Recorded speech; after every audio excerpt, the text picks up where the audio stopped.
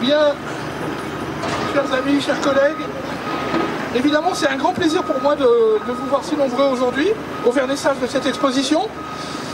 Alors c'est d'abord un grand plaisir parce que cette expo, elle célèbre les chercheurs et les ingénieurs et les enseignants du laboratoire Arago et leurs compétences et leur motivation exceptionnelles.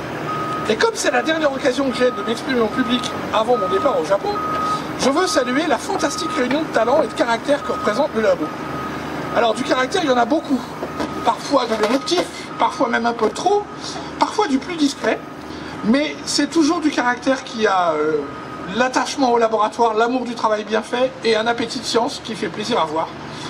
Et donc je ne veux pas citer tout le monde parce que je vais en oublier et ensuite je vais vexer horriblement des gens et c'est la dernière fois que je fais un discours ici, donc je ne veux vexer personne.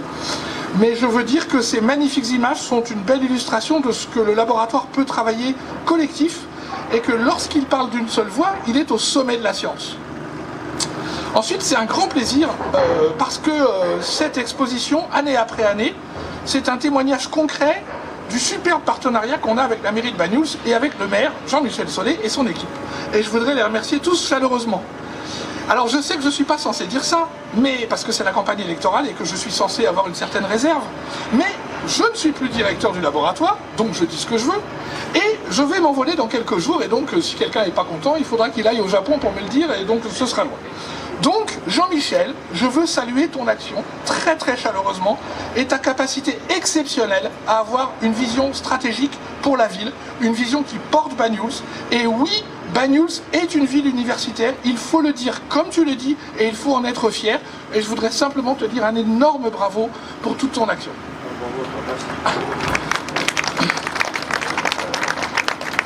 Ensuite, je parlais de caractère au début de mon intervention, et donc je veux saluer nos trois mousquetaires, les reines des petits dessous de la mer, Sandrine, Véronique et Julie. Alors Sandrine est là, Véronique elle est là, et Julie, t'es où Julie? Elle est là, voilà, Sandrine, Véronique et Julie, parce que sans leur talent, sans leur motivation, ces expositions n'auraient pas perduré. Faire la première d'exposition, je ne dis pas que c'est facile, c'est toujours difficile de créer quelque chose, mais ce qui est encore plus difficile, c'est de le faire année après année, de ne jamais se décourager. Et c'est vraiment grâce à L3 que ça c'est possible. Et donc je voudrais vraiment les féliciter, les remercier, et puis redire que c'est très important de parler au public de cette façon. C'est absolument critique.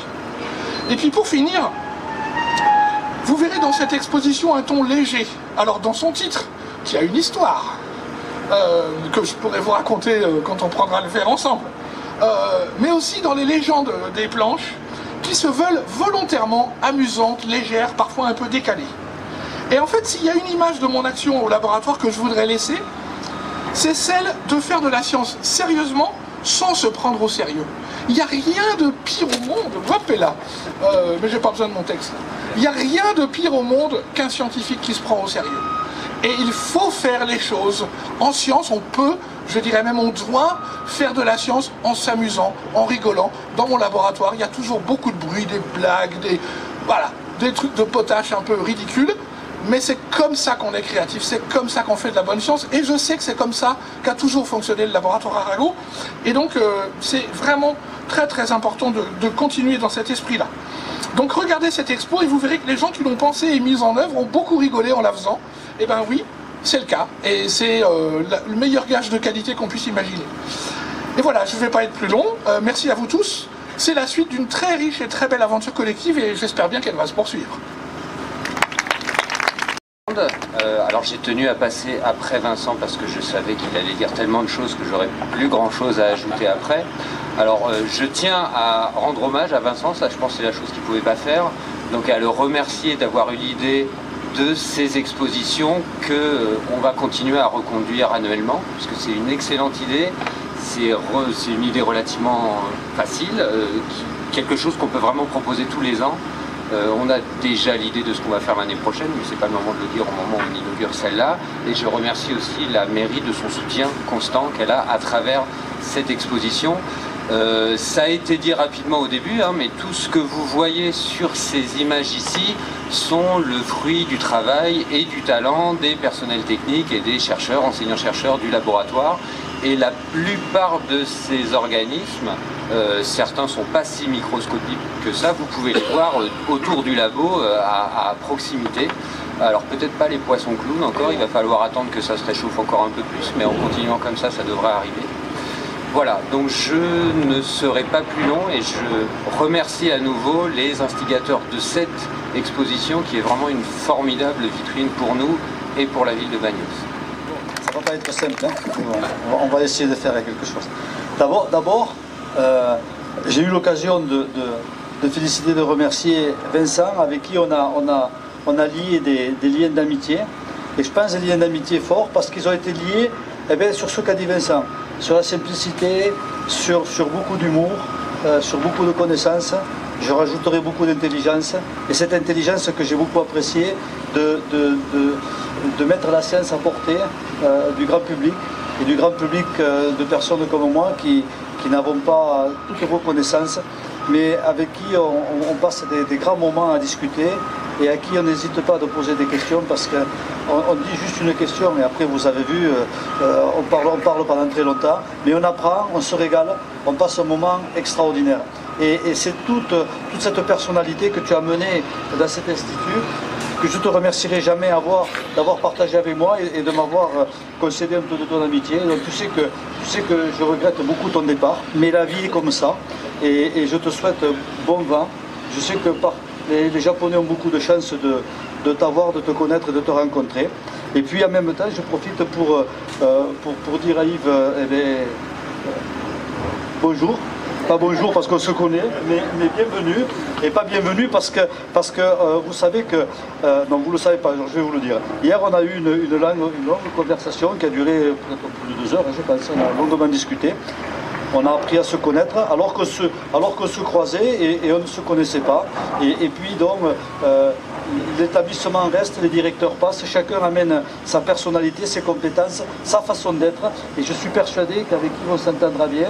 En tout cas, l'échange que nous avons eu hier me laisse plein d'espoir et je sais que cette volonté d'ouverture, cette volonté de faire participer cet établissement à la vie locale, de démocratiser la science, de se tourner vers le public, de faire bénéficier à nos amis touristes et également bien entendu aux habitants de Banyuls-sur-Mer de cette formidable institution qu'est le laboratoire Arago. Vous m'avez dit qu'on allait fêter les 140 ans l'année prochaine, c'est bien ça.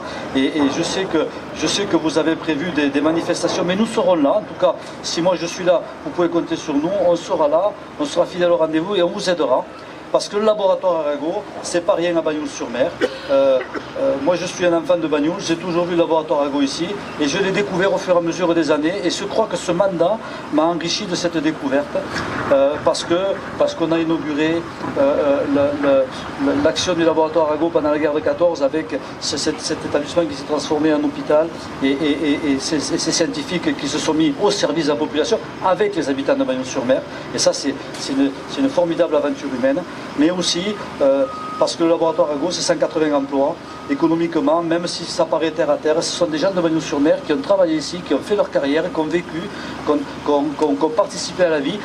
Ce sont des directeurs et je vois leurs descendants ici et qui ont aimé Banyuls, qui s'y sont installés, qui ont créé des familles et les familles sont restées ici pour le bonheur de tous.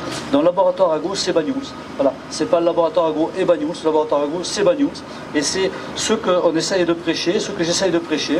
Vincent a parlé de cette volonté de faire de Banyuls une ville universitaire. C'est un projet fort que je porte parce qu'il est indispensable que Banyuls soit reconnu comme une ville universitaire. Parce que c'est une ville universitaire, parce que le laboratoire Arago est aussi, comme me l'expliquait Yves hier, un satellite de la Sorbonne et à son propre titre, on a de la recherche, on a de l'enseignement, on a le développement des startups et à ce titre-là, Banyuls doit être et ne doit pas avoir de complexe par rapport à ça, doit être une ville universitaire et elle doit être reconnue par la région comme telle parce qu'elle amènera à travers le laboratoire Arago une plus-value énorme à la région. Et puis, vous avez un rôle à jouer. Je le dis souvent en souriant, mais je le dis très sincèrement. Les scientifiques sont les lanceurs d'alerte, sont les personnes qui nous protègent, sont les personnes qui outre le fait de nous faire découvrir la science et ce monde fantastique qui est autour de nous, sont des personnes qui nous protègent, qui sont en train de nous faire toucher du doigt tous les dangers que l'homme a fait, tout le mal que l'homme a fait à cette planète et toutes les choses qui peuvent être utiles pour qu'on puisse sauver cette planète. Alors, j'avais lu un article qui disait c'est pas sauver la planète, c'est sauver les hommes. Et je pense que c'est vrai, parce que la planète, les jours où les dinosaures ont disparu, elle a toujours existé.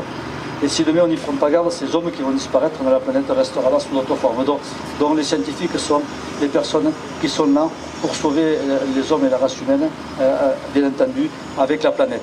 Et puis, un dernier mot par rapport à cette exposition sur laquelle je me faisais la réflexion parce que je me tournais, je voyais des engins extraordinaires, assez grands, gros, qui font beaucoup de bruit, parce qu'on fait des travaux sur le port, vous l'avez noté, et on est passé du gigantisme au microscope, et qu'est-ce que c'est beau! Qu'est-ce que c'est beau, on m'a dit, mais l'art et la science, qu'est-ce que c'est beau, quel beau mariage, et quelle belle aventure. Et chaque fois on reste émerveillé, et vous l'avez dit, je ne sais pas qui c'est de vous deux qui l'a dit, mais c'est vrai que quand on va dans l'eau, quand on va se baigner, on est entouré de toutes ces bestioles, entre guillemets, en tout cas elles sont là, et on n'y prête pas garde, mais on sait aussi, et grâce à vous on le sait, qu'elles ont toute une utilité extrêmement importante. Je lisais qu'un phytoplancton minuscule était un formidable producteur d'énergie et d'oxygène pour la planète, un autre avait une autre fonction.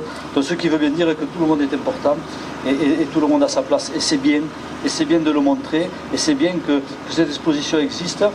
C'est une initiative qui a été prise par le laboratoire Argos, sur lequel la commune a souscrit avec beaucoup de plaisir, et j'espère, Yves, qu'on continuera à la faire perdurer, parce que ça a dans l'intérêt de la science, dans l'intérêt des scientifiques, mais aussi dans l'intérêt de la ville de Bagnols-sur-Mer. Je vous remercie.